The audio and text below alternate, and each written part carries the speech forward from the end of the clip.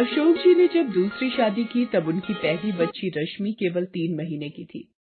अकेले इतनी छोटी सी बच्ची को संभालना उनके लिए मुश्किल साबित हो रहा था। तब जाकर उन्होंने ये कदम उठाया था। शादी वाले दिन रश्मि को अपनी नई पत्नी विमला की गोद में देते हुए अशोक जी कहते हैं, अब इस बच्चे की माँ तुम हो विमला। आप चिंता मत कीजिए, मैं इस बच्ची को अपनी सगी बच्ची से भी ज्यादा प्यार करूंगी। समय बीता और विमला अपनी बात की पक्की साबित हुई। उसने रश्मि को कभी माँ की कमी महसूस नहीं होने दी। शादी के साल भर बाद उसे भी एक बच्ची हुई, मगर रश्मि के लिए उसका प्यार फिर भी कम नहीं हुआ। विमला ने अपनी बच्ची का नाम कनिका रखा। अशोक और विमला अपनी दोनों बच्चियों से बहुत प्यार करते थे। बचपन में रश्मि और कनिका में भी बहुत प्यार था। दोनों दिन में एक पल के लिए भी एक दूसरे के बिना नहीं रह पाती थी। मगर जैसे जैसे दोनों बड़ी होती गई उनमें फूट पड़ती गई, और इस फूट की शुरुआत हुई उनके अपने स्कूल से। रश्मि का रंग सांवला था लेकिन पढ़ाई में अव्वल आती थी। वहीं कनिका बहुत ही सुंदर थी लेकिन पढ़ने में कमजोर थी। उस दिन स्कूल में, यार, ये रश्मि सच में तेरी बहन है क्या? क्यों, क्या हुआ? खुद ही देख ले, तू इतनी गोरी चिट्टी और वो काली कलूटी। अपनी दोस्त की बात सुनकर कनिका सोच में पड़ जाती है। उधर रश्मि का दोस्त उससे कहती है, यार रश्मि, मुझे तो तुम और कनिका बहनें नहीं लगती। देख, तू पढ़ने लिखने में इतनी तेज है, हमेशा क्लास में फर्स्ट आती है, और एक तेरी बहन है जो घिसट घिसट कर पास होती है। ऊपर से तुम दोनों की शक्ल सूरत में भी कितना अंतर है, देखो ना। रश्मि भी सोच में पड़ जाती है।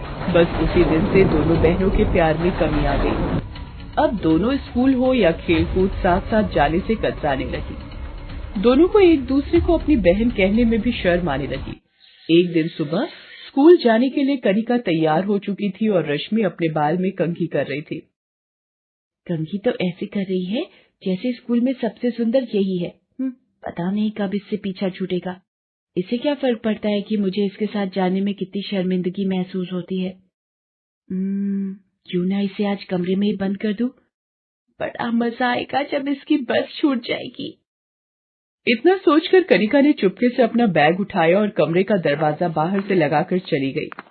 उसे अकेला आता देख विमला ने पूछा, अरे तू अकेली आई है, रश्मि कहाँ है? आज वो स्कूल नहीं जाएगी, उसकी तबीयत खराब है।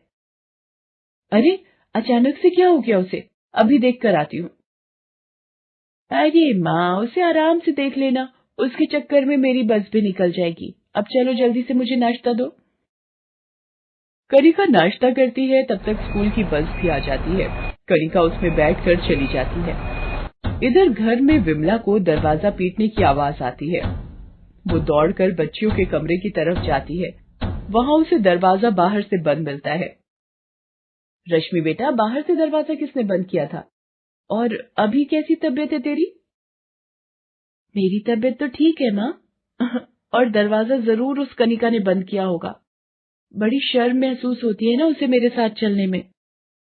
रश्मि की बस छूट गई थी, इसलिए उसके पापा ने उसे अपने स्कूटर से स्कूल छोड़ा। बहुत मजाक हो गया। आज मैंने भी उस महारानी को सबक नहीं सिखाया तो मेरा नाम भी रश्मि नहीं।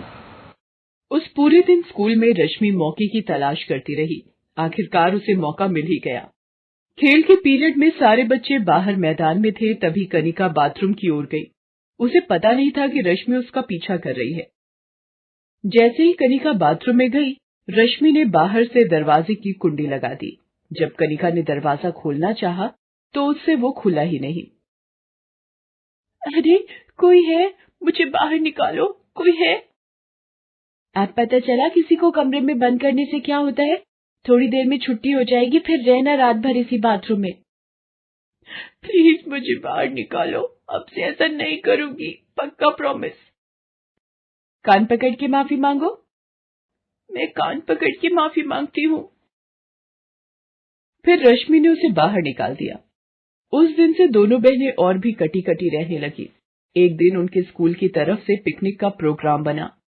दोनों बहनें सुबह खुशी खुशी पहले स्कूल गईं, फिर स्कूल से पिकनिक के लिए बस निकली। उन्हें पिकनिक के लिए शहर के पास बनी पहाड़ी पर ले जाया गया, जिसके पास से घना जंगल शुरू होता था। पिकनिक के दौरान कनिका रश्मि के पास आई। मैं और मेरी कुछ दोस्तें जंगल की तरफ जा रही हैं। तो जाओ ना, किसने रोका है? पूछ नहीं रही हूँ, बता रही हूँ। हम दूसरी बस से घर आ जाएंगे। तुम्हारा मन करे तो तुम पहली बस से चली जाना। हाँ, मैं चली जाऊंगी।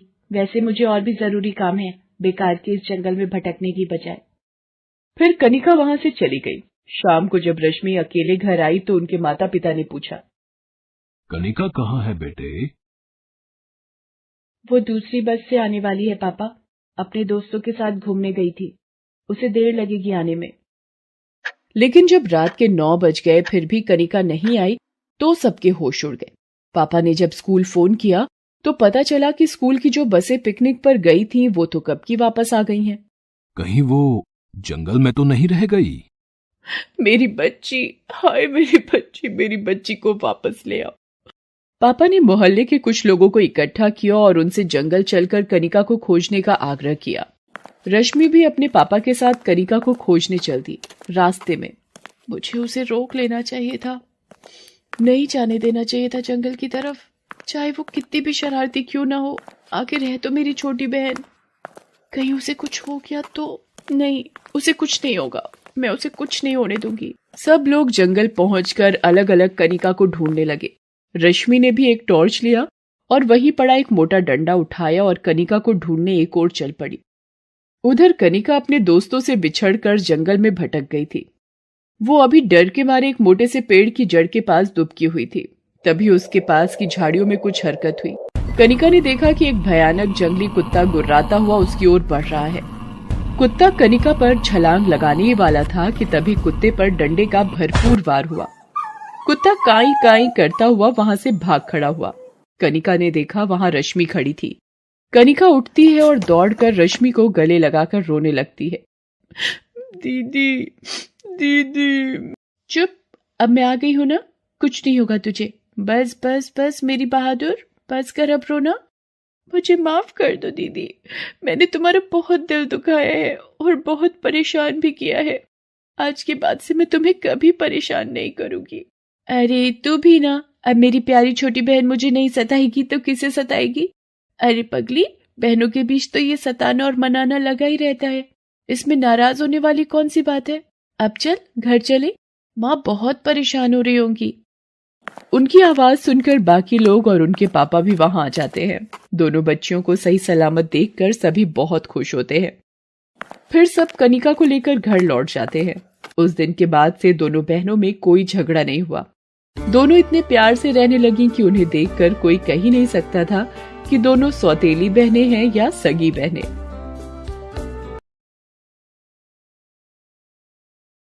ये कहानी है दिनेश और सुनीता की 10 साल की छोटी बेटी गुड़िया की। एक बार ये सभी गर्मी की छुट्टियां मनाने पहाड़ों पर गए। उन्होंने वहां बहुत मजा किया।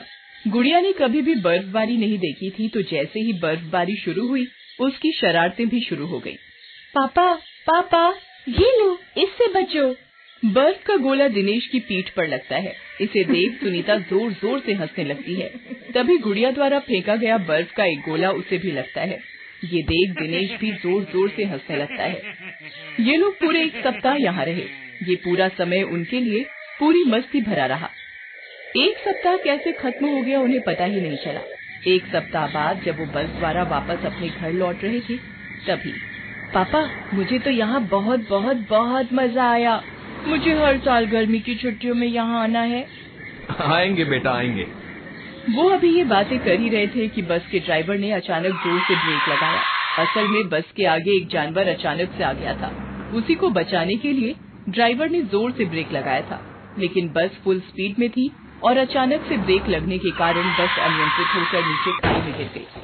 पल में हर ओर चीख पुकार मच गई। पापा पापा, मम्मा मम्मा। दिनेश और सुनीता की मौके पर ही मौत हो गई। गुड़िया को भी बहुत चोट लगी, वो बेहोश थी। पुलिस वालों ने उसके चाचा चाची को इस एक्सीडेंट की खबर फोन पर दी। वो भागे भागे आए। गुड़िया की जान तो बच गई, लेकिन उसके एक पैर में बहुत चोट लगी थी और वो पैर बहुत देर तक पत्थरों में दबा रह गया था। इसलिए डॉक्टरों को उसका एक पैर काटना पड़ा। हालांकि इस घटना को 4 महीने बीत चुके थे, लेकिन तृप्ति के मन पर इसका गहरा सदमा लगा था। ना ना ना ना ना ना, मैंने कहा ना गुड़िया, रोना नहीं है।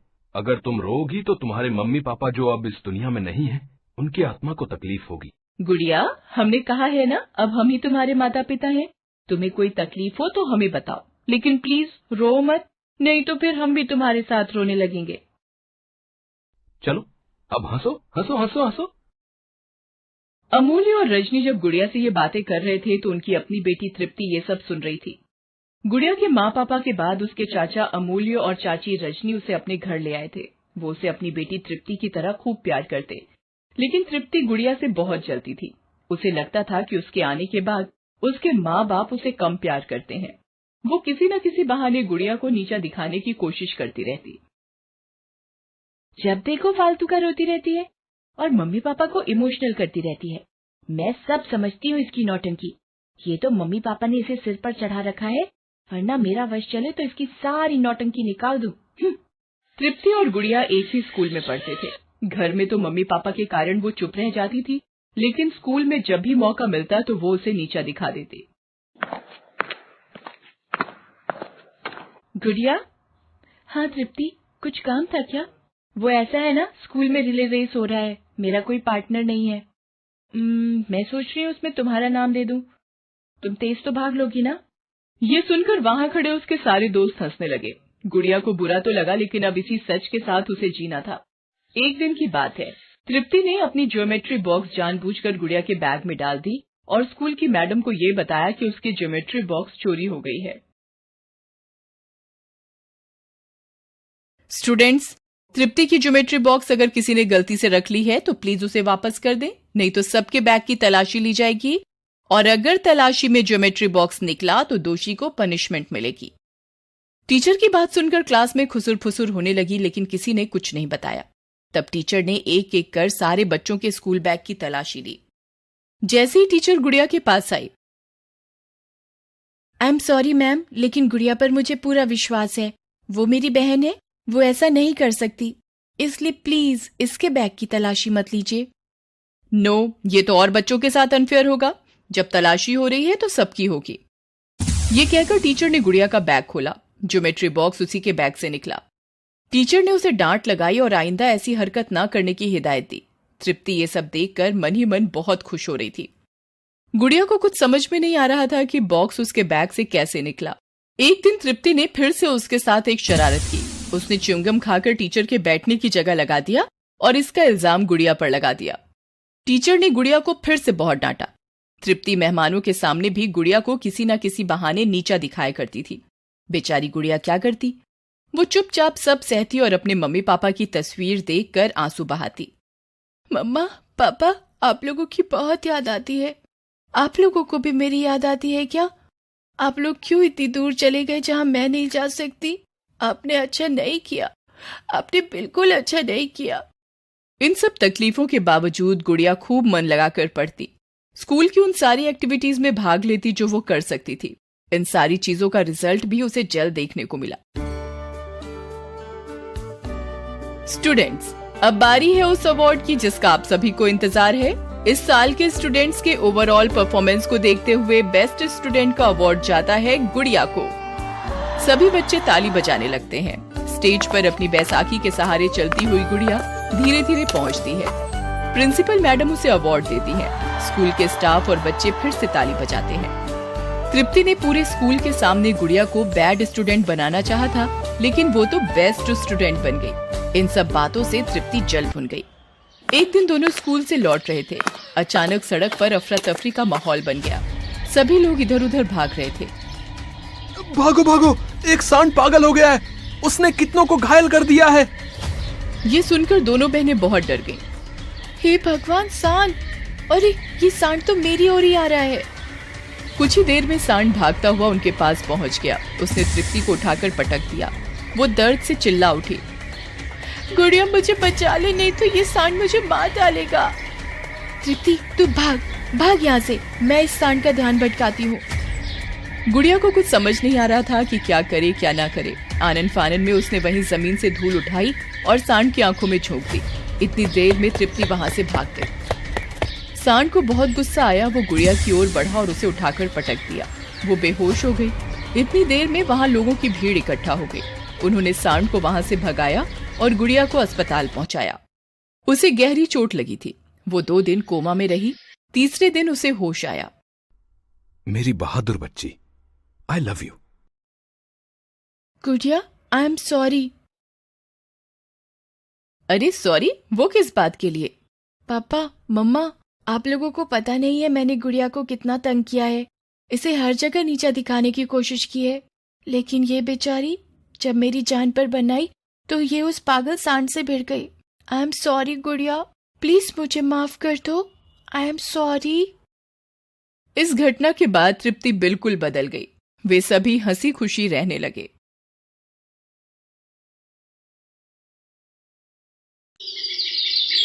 दिव्या, ओ दिव्या, ये महारानी अब तक सो रही है। जल्दी उठ, बाथरूम में कपड़ों का ढेर लगा हुआ है। धूप निकलने वाली है, धोकर छत पर सूखने के लिए डाला। उसके बाद बर्तन धो लेना। अरे उठ, क्या हुआ? सुनाई नहीं दे रहा? माँ, मेरे सिर में बहुत तेज दर्द हो रहा है और बुखार भी लग रहा है। पूरी रात ठंड लगती रही। ये नाटक ना मेरे सामने मत करना, मुझे सब पता है। तू कपड़े धोने के डर से ये बहाना कर रही है। चुपचाप उठकर 2 मिनट में अगर तू बाथरूम में कपड़े धोने नहीं गई तो तेरी बहुत ठुकाई लगेगी। माँ, मैं कितनी देर से कंघी लेकर घूम रही हूँ। मेरी चुटिया बना दो, मुझे स्कूल जाने के लिए देर हो रही है। आई मेरी बच्ची, अभी थोड़ा सा रुक, मैं तेरे लिए पहले गर्म दूध लेकर आती हूँ। गर्म दूध पीना बहुत अच्छा होता है, इससे दिमाग तेज होता है और पढ़ाई में भी मन लगता है। दिव्या और शालू इन दोनों बच्चियों में इसलिए भेदभाव क्योंकि दिव्या ममता की सौतेली बेटी है और शालू ममता की अपनी बेटी है। लगभग 1 साल पहले राजवीर ममता से शादी करके आया था। राजवीर की ये दूसरी शादी थी। पहली पत्नी शोभना के गुजर जाने के बाद दिव्या की देखभाल के लिए राजवीर ने ममता से दूसरी शादी की। राजवीर शहर में काम करता था और ममता दोनों बच्चियों के साथ गांव में रहती थी। शादी के बाद ममता ने दिव्या पर अत्याचार करने शुरू कर दिए। वो दिव्या के साथ हर समय अपना सौतेलापन दिखाती थी, जिस बात से राजवीर बिल्कुल बेखबर था। मैं शालू को स्कूल छोड़ने जा रही हूँ, मेरे आने तक सारे कपड़े धोकर रखना, समझी? और ठंड का बहाना करने की बिल्कुल जरूरत नहीं है। इस स्वेटर को उतार कर यहाँ रख। तुम मुझे छोड़कर क्यों चली गई? सौतेली माँ मुझे बहुत मारती है। इतनी ठंड में वो मेरे से सारा काम करवाती है। माँ लौट आओ, तुम भगवान के पास क्यों चली गई? दिव्या घर का सारा काम करती है। वो बुखार में तपी हुई थी, पर ममता को उस पर जरा सा भी रहम नहीं आता। उसी समय दिव्या के पापा आ जाते हैं। ममता, ओ ममता, कहाँ हो? दिव्या और शालू तो दोनों स्कूल गई होंगी। अरे आपने आने की कोई खबर ही नहीं दी। दिव्या बेटा, ये तू क्या कर रही है? मैंने तुझे आराम करने के लिए कहा था ना। देखो ना, ये लड़की भी मेरी एक नहीं सुनती। इसे बुखार था, मैंने इसे आज स्कूल नहीं जाने दिया। मैंने कहा तू आज छुट्टी करके आराम कर ले। मैं शालू को स्कूल छोड़ने गई और ये पीछे से काम पर लग गई। चल छोड़ सारा काम, जाकर बिस्तर पर सो जा। मैं तेरे लिए गरम गरम मूंग दाल की खिचड़ी बनाकर लाती हूँ। ममता, ये देखकर मुझे बहुत तसल्ली है कि तुम दिव्या का कितना ख्याल रखती हो। अगर जरा सा भी तेरे बापू को शक हुआ ना कि मैं तुझे स्कूल नहीं जाने देती बल्कि घर पर तेरे ऊपर जुल्म करती हूँ, तो इसी चाकू से तेरी गर्दन अलग कर दूंगी। चुपचाप आंखें बंद करके सो जा। और मैं तेरे लिए कोई खिचड़ी नहीं बना रही हूँ, पर बोल देना अपने बापू को कि तूने पेट भर खिचड़ी खा ली है। कल की रोटी पड़ी है, वो लाकर दे रही हूँ। चुपचाप खा ले चटनी के साथ। ममता, ठंड बहुत बढ़ गई है। मैं दिव्या और शालू के लिए ये नए स्वेटर और तुम्हारे लिए ये शॉल खरीद कर लाया हूँ। दिव्या ने स्वेटर क्यों नहीं पहना? दिव्या मेरी बच्ची, ये ले, तू ये स्वेटर पहन ले। जैसे ही राजवीर दिव्या को स्वेटर पहनाने लगता है, वो अपने पिता के गले लगकर जोर जोर से रोने लगती है। अरे मेरी बच्ची, तू रो क्यों रही है? अब तो मैं 2-3 दिन तेरे साथ ही रहूंगा। चुप हो जा। चल तू तैयार हो जा, मैं तुझे वैद्य जी के पास ले चलता हूँ। वो तुझे अच्छी सी मीठी मीठी दवाई देंगे और तू बिल्कुल ठीक हो जाएगी। पापा, अब बहुत अच्छे हो, मेरे सबसे अच्छे पापा। अगले 2-3 दिन तक राजवीर गांव में ही रहता है। इस कारण ममता दिव्या को कुछ नहीं कह पाती। 2-3 दिन तक दिव्या बहुत खुश थी क्योंकि उसके पापा उसी के साथ रहते थे। खाना पीना, हंसना खेलना, वो दिव्या और शालू के साथ ही समय बिताते थे। पर एक सुबह जब दिव्या सोकर उठी, माँ, पापा कहीं नजर नहीं आ रहे? तू सो रही थी, वो सुबह की बस से वापस शहर चले गए। अब तेरे साथ बहुत हमदर्दी का नाटक हो गया। जाकर घर का सारा काम खत्म करके इतने दिन के मैले कपड़े रखे हुए हैं, सब धुल जाने चाहिए। और ये नए स्वेटर मुझे दे, शालू पहनेगी ये नए स्वेटर। माँ, ये स्वेटर मेरे है, मैं इसे नहीं दूंगी। ये स्वेटर पापा मेरे लिए लाए हैं। और मोरी मैया, इतनी गज भर लंबी जुबान, ज्यादा ही स्वेटर पर प्यार आ रहा है। आज देखती हूँ, कड़ाके की ठंड पड़ रही है, पूरी रात घर से बाहर रहेगी और वो भी बिना स्वेटर के। पूरा दिन दिव्या बिना स्वेटर पहने कड़ाके की ठंड में घर के सारे काम करती है। और रात के समय ममता उसे घर के बाहर खड़ा कर देती है। माँ मुझे बहुत ठंड लग रही है, मुझे घर के अंदर आने दो। आप मेरे स्वेटर ले लो, मुझे ये स्वेटर नहीं चाहिए, मुझे घर के अंदर आने दो माँ। अच्छा, सुबह तो बड़ी अकड़ से बोल रही थी, मेरे पापा लाए हैं, मेरे पापा का लाया स्वेटर मैं किसी को नहीं दूंगी। अब सारी अकड़ निकल गई भरी ठंड देखकर। अब मैं भी जिद्दी हूँ, मैं तेरी कोई बात नहीं सुनूंगी। आज तू ठंड में बाहर ही खड़ी रहेगी। दिव्या ठंड से ठिठुर रही थी, कड़ाके की सर्दी थी। गांव वाले भी अपने घरों में दुब के बैठे थे, किसी की भी नजर दिव्या पर नहीं गई। दिव्या एक दीवार के सहारे बैठकर रोने लगी। माँ बहुत ठंड लग रही है, दूसरी माँ ने मुझे घर से निकाल दिया, पापा भी चले गए। माँ तुम कहाँ हो? माँ दिव्या को अंदर बुला लो, बाहर बहुत ठंड है। चुपचाप सो जा, वरना तुझे भी बाहर उसके साथ खड़ा कर दूंगी। बड़ी आई दिव्या की सगी बहन बनने, सौतेली बहन है वो तेरी, सौतेली। दिव्या की करुण पुकार उसकी माँ के कानों तक पहुँचती है और स्वर्गलोक में शोभना यमराज जी से विनती करती है, हे मृत्यु के देवता, हे धर्मराज, मुझे बस कुछ देर के लिए धरती पर जाने दीजिए, मेरी बच्ची ठंड में ठिठुर रही है। यमराज जी मुझे कुछ देर के लिए धरती पर जाने दीजिए। शोभना, तुमने सदैव बहुत नेक कर्म किए हैं, सबका अच्छा सोचा है, इसलिए मैं तुम्हें 1 घंटे के लिए धरती पर जाने की इजाजत देता हूँ, पर ठीक 1 घंटे बाद तुम वापस स्वर्ग लोक में लौट आओगी। आपकी जय हो धर्मराज, आपका बहुत बहुत शुक्रिया, आपने मुझ माँ पर बहुत उपकार किया है, आपकी सदा ही जय हो यमराज जी। यमराज से विदा लेकर शोभना धरती पर पहुंचती है। राजवीर का मन बेचैन था और उसे अपनी तबीयत ठीक नहीं लग रही थी, इसीलिए वो आधे रास्ते से ही गांव की दूसरी बस पकड़कर वापस लौट आता है। उधर शोभना की आत्मा दिव्या के पास जाती है। दिव्या मेरी बच्ची घबरा मत, देख तेरी माँ आ गई है। अपनी माँ को सामने देखकर दिव्या में हिम्मत आ जाती है और वो अपनी माँ की आत्मा से लिपट कर रोने लगती है। शोभना अपना हाथ उठाती है और उसके हाथ में एक कंबल आ जाता है। घबरा मत मेरी बच्ची, ले तू ये गर्म कंबल ओढ़ ले। माँ दूसरी माँ मुझे बहुत मारती है, उन्होंने मुझे ठंड में यहाँ बाहर खड़ा कर दिया, पापा भी चले गए, वो मुझे पापा को कुछ भी नहीं बताने देती। माँ मुझे यहाँ नहीं रहना, मुझे आपके साथ जाना है। नहीं मेरी बच्ची, अभी तो तुझे इस दुनिया में बहुत कुछ देखना है, तू चिंता मत कर, अब सब ठीक हो जाएगा, तू घबरा मत। राजवीर शोभना और दिव्या की सारी बातें सुन लेता है और गुस्से में आ जाता है। शोभना, मुझे माफ कर दो, इन सब बातों का कारण मैं हूँ, न मैं दूसरी शादी करता और न मेरी बच्ची के साथ आज ये सब होता। मैं ममता को जिंदा नहीं छोड़ूंगा। आज एक माँ की ममता जीत गई और एक पिता का प्यार हार गया। आज तुम्हारी आत्मा अपनी बच्ची को बचाने के लिए आई है और मैं अपनी बच्ची के दर्द को नहीं समझ पाया। धिक्कार है मेरे पिता होने पर। आप तो चले गए थे ना, अब आप कैसे लौट आए? शायद मेरी बच्ची के आंसुओं की आवाज ने मुझे वापस बुला लिया। मैं तुम्हें इस घर में एक पल भी नहीं रहने दूंगा। मैं सब गांव वालों के सामने तुम्हें इस घर से और अपनी जिंदगी से निकाल रहा हूँ। ऐसा न कहो, मुझे माफ कर दो, मुझसे गलती हो गई, मुझे माफ कर दो। राजवीर ममता की एक नहीं सुनता, उसने काम ही ऐसा किया था। अगर ठंड के कहर से बिन माँ की बच्ची दिव्या को कुछ हो जाता तो कौन जिम्मेदार होता। यही सब सोचकर राजवीर ममता को घर से निकाल देता है।